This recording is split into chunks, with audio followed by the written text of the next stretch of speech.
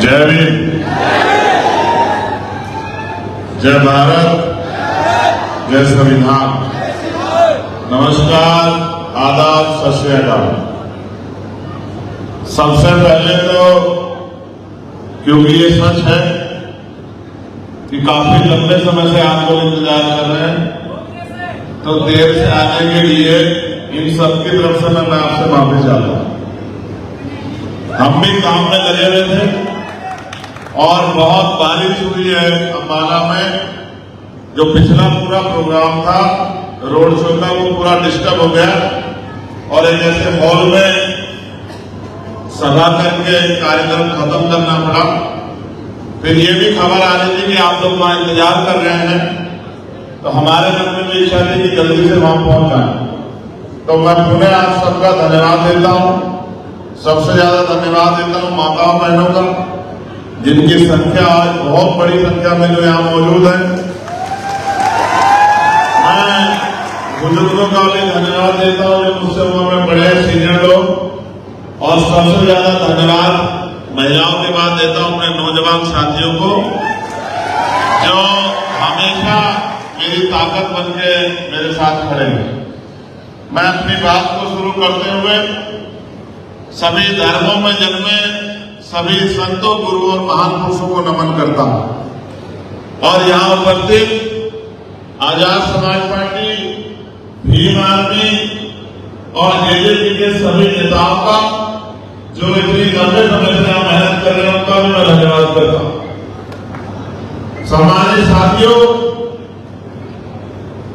अभी हमारे जगाधरी से प्रत्याशी भाई डॉक्टर अशोक भी बोल रहे थे। जब मैं इनसे पहली बार मिला था तो मैं सोचता था कि आदमी चुनाव में जाके बोला क्या करेगा लोगों से, ये तो बोलता ही नहीं।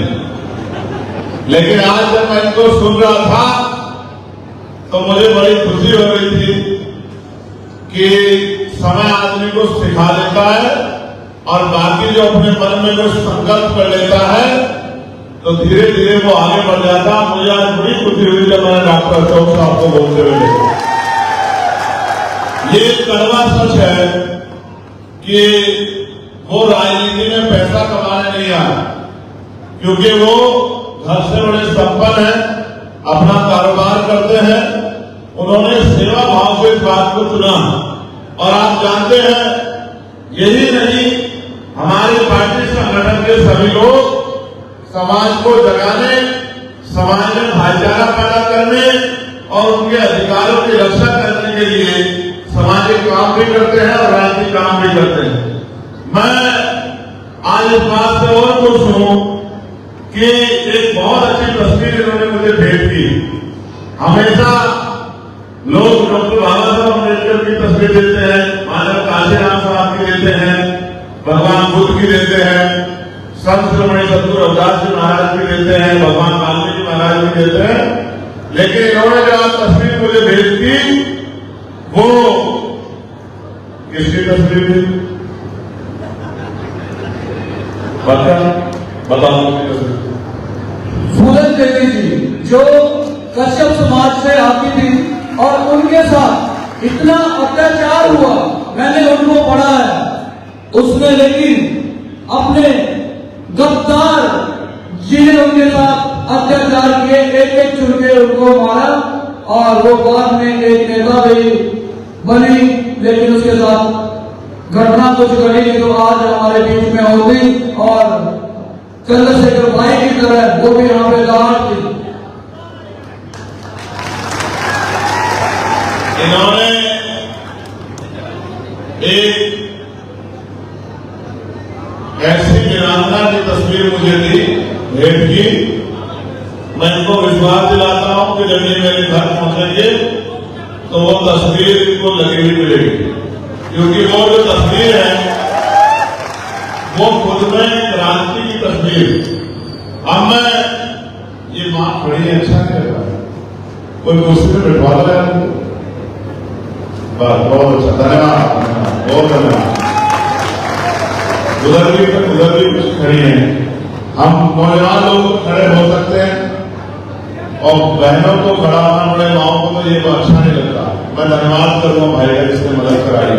सम्मानित साथियों, मैं यहाँ इस मंच पर उपस्थित भाई इंतजार अली गुजर जी जो यमुनानगर से प्रत्याशी हैं, हमारे नेता कमल ब्राड़ा जी, राजेंद्र कश्यप जी, अंकित छजरौली जी, रिजवान भाई, वाजिद भाई, परमानंद जी, गुरविंदर तेजगी जी जो जेजेपी के जिलाध्यक्ष हैं, डॉक्टर सुभाष कश्यप जी, राजेंद्र कुमार जी, बंटी भाई, एडवोकेट मुनव्वर भाई, सीमा जी, बेबी जी, रितु जी, महेंद्रो देवी, राजन भाई, कुणाल भाई, हनी भाई, सुजीत भाई और नितिन वर्मा जी का धन्यवाद करता हूं और हमारे नौजवान जिलाध्यक्ष प्रदीप जी का भी धन्यवाद करता हूं। आप और मैं जानते हैं कि विधानसभा का चुनाव सर में है। 5 तारीख को यहाँ वोट पड़ेगी। ये वोट को आप बहुत दिनों से लेके आए हैं। जब भी चुनाव आता है विधानसभा लोकसभा का, आप अपनी वोट का प्रयोग करते हैं। मगर सवाल ये है कि आप वोट देते क्यों हैं और वोट से क्या बदलाव होता है। अगर आप वोट नहीं दोगे तो क्या होगा, और अगर वोट को सही व्यक्ति को दोगे तो क्या होगा, ये 3-4 चीजें मुझे आपको बतानी है। बाकी आप घर परिवार चलाते हैं, आप बड़े समझदार लोग हैं। पहली बात ये कि आप वोट इसलिए नहीं देते कि जिसको वोट दी है वो आपके घर में बैठ के आपकी बातें सुनेगा।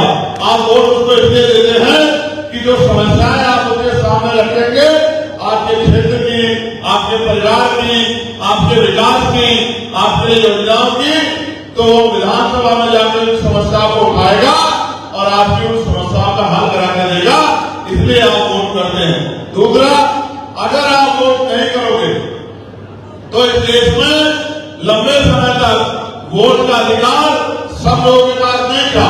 जब वोट का अधिकार बाबा साहब ने दिलाया, उससे पहले चंद पैसे वाले लोग वोट का अधिकार रखते थे। जब बाबा साहब ने वोट का अधिकार सबके लिए मांगा तो कोई कहता कि ये दलित, पिछड़े, किसान, कमजोर वर्ग के लोग वोट के अधिकार का क्या करेंगे, ये वोट लेके कहां जाएंगे, ये वोट किसको देंगे, ये कुर्सी में क्यों बैठेंगे। तो बाबा साहब ने कहा कि लोकतंत्र तब तक लोकतंत्र नहीं बनेगा जब तक अंतिम व्यक्ति को भी वोट देने का अधिकार नहीं होगा, अपना नेता चुनने का अधिकार नहीं होगा, अपनी सरकार चुनने का अधिकार नहीं होगा।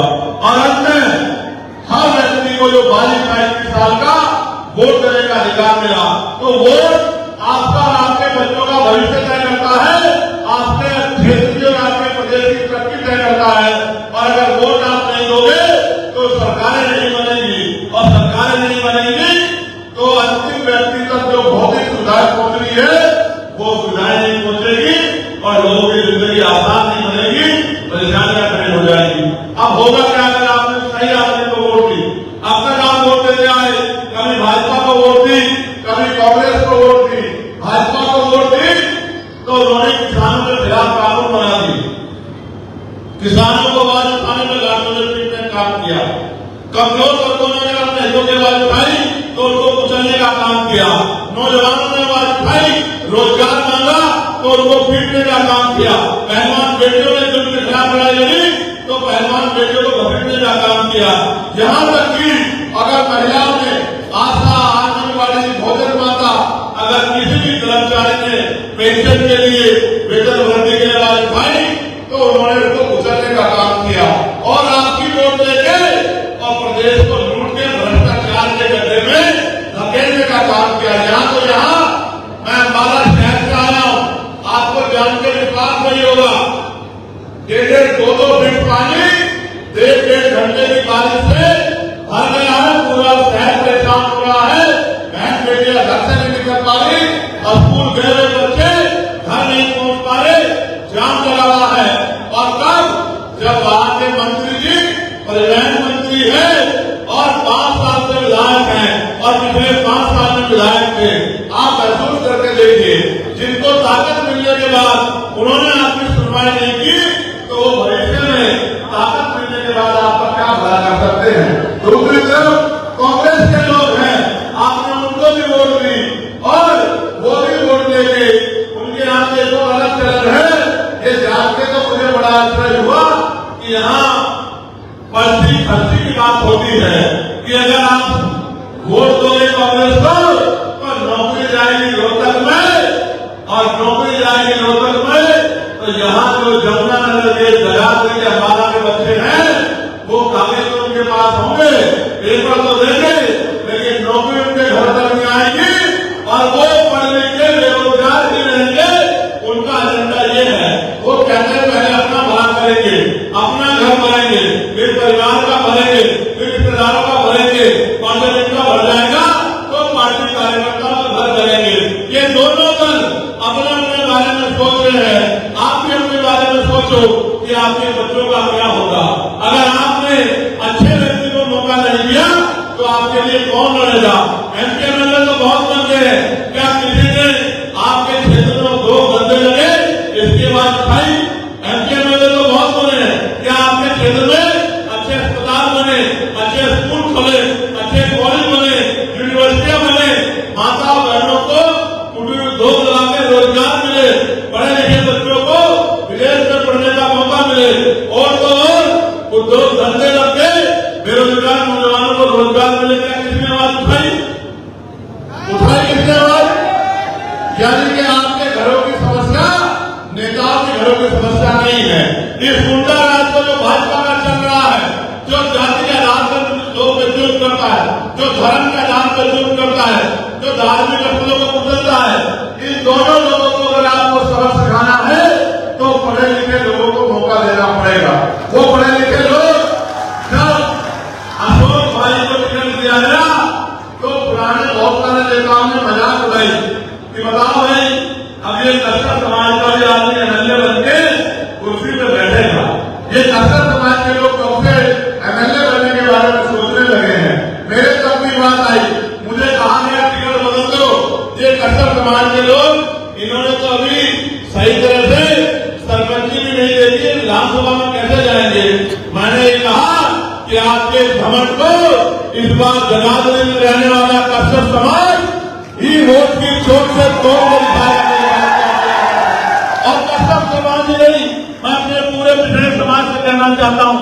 सोमनाथ प्रजापति जी हमारे नेता बैठे हैं, प्रजापति समाज के लोग, पाल समाज के लोग, सैनिक समाज के लोग, गुर्जर समाज के लोग, जाट समाज के लोग, शेड्यूल कास्ट की सब जातियों के लोग अगर इस अहंकार को इनके नहीं तोड़ेंगे तो कल कोई भी आदमी हिम्मत करके आपके बीच का खड़ा नहीं हो पाएगा। आज मौका आज पड़ा है। जिस तरह से हमेशा आपने मेरी एक आवाज पे यहां से लेके दिल्ली तक, सहारनपुर तक, चंडीगढ़ तक हमेशा मेरी ताकत बढ़ाने का काम किया, वो ताकत जो सड़कों में आपने मुझे दी, उसी ताकत को जो वोट के रूप में आपने बदला और नगीना से मुझे एमपी बना के भेजा, तो बताओ पार्लियामेंट में आपके हितों के लिए आवाज उठाई या नहीं उठाई? बताओ पार्लियामेंट में आपके एमपी से ज्यादा कोई बोलता है क्या? कोई आपके एमपी को डरा सकता है क्या? कोई आपकी आवाज को दबा सकता है क्या? बताओ, माओ बहनों के सम्मान के लिए लड़ी या नहीं लड़ी? देखो, जब मैं सड़कों में था तो जेल भी जाता था, 16 महीने नहीं लगता था। मैंने मुकदमे भी खेले, लाठियां भी खाई, और जब इससे आगे बढ़ गए मैंने संकल्प कर लिया कि करूंगा नहीं, सेवा करूंगा, तो गोलियां भी खाई। ये गोलियां मेरा रास्ता नहीं रोक सकती, ये लाठियां मुकदमे नहीं रोक सकती। जिस तरह आपने उधर के लोगों ने मुझे ताकत दी, अगर यहाँ वोट की ताकत आपने भाई अशोक को दी, मैं आपको ईमानदारी से कहता हूँ, विश्वास से कहता हूँ कि आप देखना भाई अशोक, जिस तरह मैं दिल्ली पार्लियामेंट में दहाड़ता हूँ, आपके हितों के लिए चंडीगढ़ में खड़े होकर दहाड़ा करेंगे। और आपको घर में बैठ के गर्व होगा कि इस बार हमने एमएलए बड़ा बहादुर चुना है। और आप ये देखो, जिस तरह के हालात है, ना कांग्रेस की हवा है, ना भाजपा की हवा है, जेजेपी एसपी के लोग मजबूती से मेहनत कर रहे हैं। हो सकता है सत्ता की चाबी हमारे हाथ में हो, तो आज का आपका एमएलए हो सकता है कल मिनिस्टर बन के आपकी सेवा करे और आपके क्षेत्रों में काम, धंधे, रोजगार और आपकी जो समस्या है उनका हल करे। यहाँ के प्रशासन, पुलिस को भी मुझे कहना है, यहाँ नशे का कारोबार बड़ा भरपूर रहा है और माए बहनें घरों में परेशान रहती है। नौजवान बच्चा, इसको प्रदेश और देश की सेवा करनी है, वो नशे में डूब रहा है। माँ बहनों को चिंता है कि ये नशे का कारोबार बिना पुलिस के समर्थन के, बिना सरकार के समर्थन के फलता फूलता नहीं है। तो मैं पुलिस के लोगों से भी और प्रशासन के लोगों से भी कहना चाहता हूँ कि सारे कर्मचारी तो बुरे नहीं होते, हम तो पुलिस के अधिकारियों की कर्मचारियों की लड़ाई लड़ते हैं। लेकिन अगर आप इस तरह से इन नशाखोरों का समर्थन करोगे या इनकी मदद करोगे तो फिर आपके खिलाफ भी सख्त कार्रवाई आने वाले कल में हम लोगों को करवानी पड़ेगी। उसके बाद दोबारा कोई अधिकारी कर्मचारी अपने निजी स्वार्थ के लिए दूसरों के घरों को उजाड़ने का काम नहीं करेगा। सम्मानित साथियों, अगर लोकतंत्र में हमारे पास हथियार है तो वो वोट का हथियार है।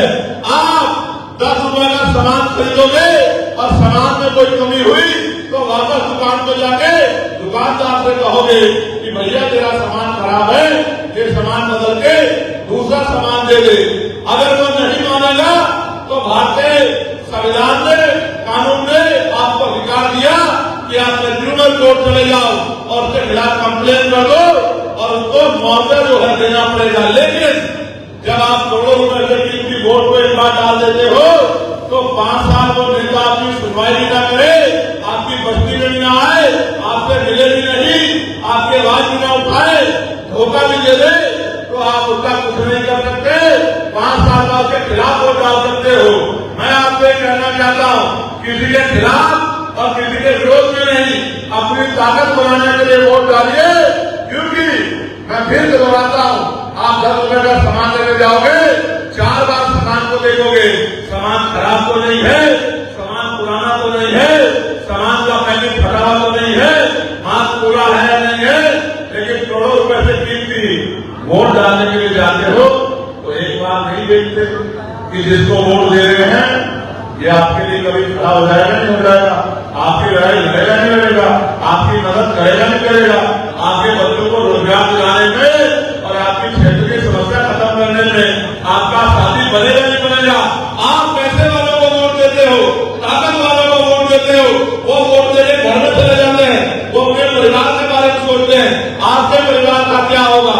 और जिस तरह के हालात हैं, अगर आपको जो सरकार हमारे लोग लाने का प्रयास कर रहे हैं, कह रहे हवा चल रही है, उनकी सरकार का नमूना देखना हो तो जरा हिमाचल में गौर कर लेना कि हिमाचल में किस तरह का जुल्म उन्हीं की सरकार में मजदूरों पर, गरीबों पर, किसानों, मजदूरों पर हो रहा है। मैं तो आपको ये कहना चाहता हूँ, आप इतनी ताकत बना दो बीजेपी एसपी की कि सत्ता की ताकत आपके हाथ में रहे, फिर आप देखना कि आपको रोजगार के लिए किसी दूसरे क्षेत्र में नहीं जाना पड़ेगा। किसानों को फसल की दाम के लिए सड़कों में आंदोलन नहीं करने पड़ेंगे और कोई बहन बेटी के सम्मान के खिलाफ एक शब्द नहीं कह पाएगा। जुल्म करना तो बहुत दूर की बात है।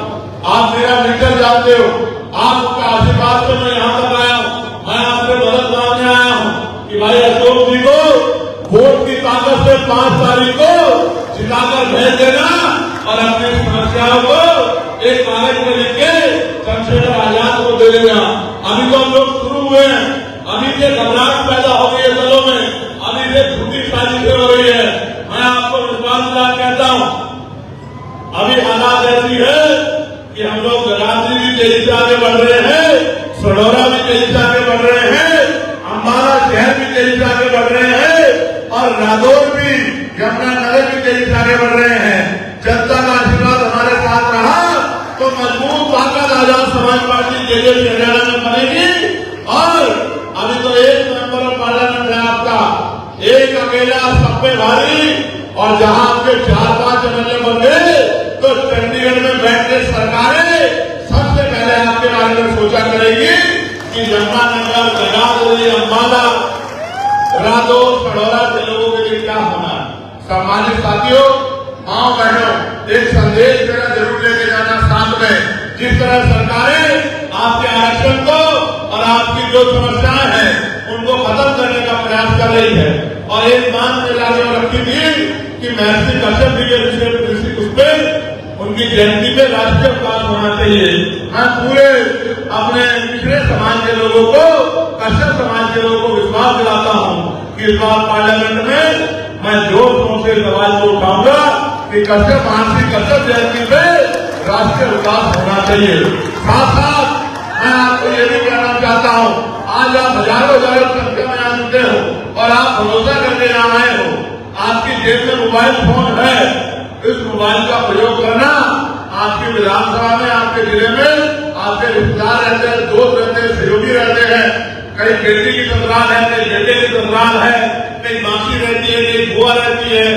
सबको फोन करना, सबको संदेश पहुंचाना, अपनी जिम्मेदारी को समझना।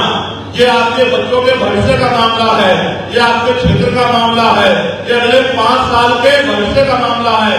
इसलिए अपने फोन का प्रयोग करके सबको खबर भेजना, सबको संदेश भेजना कि हमें इस बार जगाधरी से एक किसान बनेले के बेटे को विधानसभा में चुन के भेजना है और ताकतवर जो राष्ट्रीय दल है उनको मुंह तोड़ जवाब देना है कि हम आपके गुलाम नहीं है, हम अपनी मर्जी के मालिक हैं। अगर हमारी हिस्सेदारी नहीं दोगे तो हम अपने वोट से अपनी हिस्सेदारी ले लेंगे। इसी बात को आपके सामने कहना चाहता हूँ और नौजवानों को तो संदेश कहूंगा, बताओ तो उसका काम करोगे नहीं करोगे बताओ। तो 8 घंटे घर चलाने के लिए निकालते हो, 1 घंटा ऐसे निकालना, 6-7 दिन का समय है, गली गली निकलना, घर घर मेरा संदेश पहुंचाना कि भाई चंद्रशेखर आजाद ने मदद मांगी है और वोट की ताकत उनको देनी है। वो हमारे लिए राष्ट्रीय स्तर पर, प्रदेश स्तर पर, जिला स्तर पर जहां भी किसी पे जुल्म होता है, चाहे दलित समाज का हो, चाहे किसान जाति का हो, चाहे पिछड़े वर्ग का हो, या मुसलमान भाई हो, सिख हो, ईसाई हो, सबकी लड़ाई लड़ने का काम करता है। हमें उसकी मदद करनी है। अगर ये अपील लेके चले जाओगे तो मैं लिख के देता हूँ भाजपा के गुंडा राज को 5 तारीख को वोट की चोट से उनके ताबूत में आखिरी कील ठोकने का काम आप लोग कर दोगे। और 8 तारीख को जब रिजल्ट आएगा तो आप देखना, 8 तारीख आएगी और भाजपा रफू चक्कर हो जाएगी। आप मेरी बात को याद रखें। जब ये जाएंगे और ऐसे लोग आएंगे तभी आपका भला होगा। आप यहाँ बड़ी संख्या में आए हो, इसके लिए हमारे नेताओं ने बड़ी मेहनत की है। मैं अपने सभी नेताओं का भी बहुत बहुत धन्यवाद देता हूँ और उनसे अपील करता हूँ कि वो आने वाले समय में इस क्षेत्र की सेवा का संकल्प लेंगे, आज के बाद मैदान में उतर के काम करेंगे।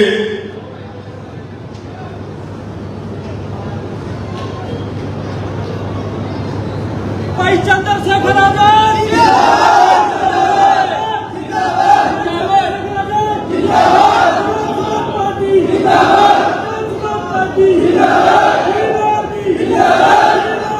मैं हमारे क्रांतिकारी लालचंद कश्यप जी का,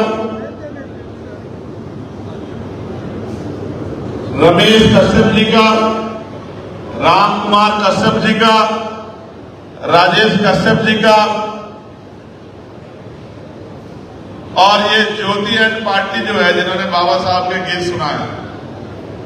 मैं तुमसे ज्यादा मिला नहीं हूं, लेकिन मैं आपको भी मंगल कामनाएं देता हूं और भविष्य में हम एक प्रकोष्ठ बना के आप लोगों को सीधे सरकार से आने वाले क्रम में जोड़ेंगे और सांस्कृतिक प्रकोष्ठ को बढ़ावा देंगे। आपको बराबर का सम्मान, सुविधा और सैलरी भी देंगे। मेरी बात को आप याद रखना। हम सबके लिए लोग गायकों को, लोक कला को हम लोग बढ़ावा देंगे और उचित सम्मान जिस तरह से पॉलिसी बना के दिया जाता है उसी तरह का सम्मान हम अपने भाइयों को देंगे, क्योंकि ये प्रतिभागी किसी से कम नहीं है। भले ही आपका राष्ट्रीय मंचों में सम्मान ना हो, लेकिन आजाद समाज पार्टी आपको संकल्प देती है, वचन देती है कि हम लोग राष्ट्रीय स्तर से भी बड़ा सम्मान लोक कलाकारों को दिलाने का काम करेंगे। ये मेरा आशीर्वाद। साथ साथ मैं पूरे आपको पूछना चाहता हूँ, हाथ लगा के बताओ, मेरी और भाई